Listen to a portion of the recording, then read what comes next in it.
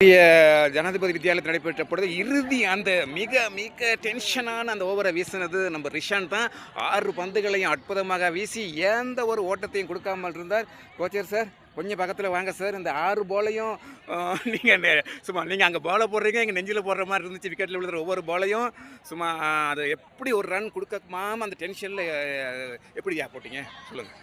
ரன்ஸும் அடிக்கலை தான், ஆனால் போலிங்கில் திறமை காமிக்கணும் தான் முழு திறமையிலையும் போட்டேன். அந்த 6 பாலையும் ஒயிட்லாம் போடாமல் லென்த் சரியாக இருந்துச்சு, பிச் சரியாக பண்ணியிருந்தீங்க.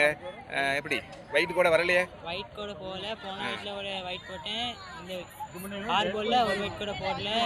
என்னன்னு எனக்கு பெருமை. Very good. கோச்சர் சார் எப்படி நம்ம பவுலர் அந்த கடைசி ஓவரை போட்டாரியா, எப்படி இருந்துச்சு மனசில்?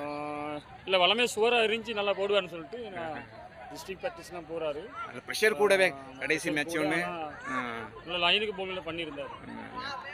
அடுத்த கட்டத்தை பற்றி என்ன நினைக்கிறீங்க? சில ரிப்ளே மேட்சும் நம்ம குழுவமாக இருக்கும். ரிப்ளே மேட்ச் ஒன்றில் பார்த்தா நம்ம மேட்சை வின் பண்ணிக்கலாம். இன்னொரு மேட்சும் கிடைச்சா கிடைக்கும் கிடைக்கும்னு சொல்கிறேன். வாழ்த்துக்கள் சார். கடின உழைப்புக்கு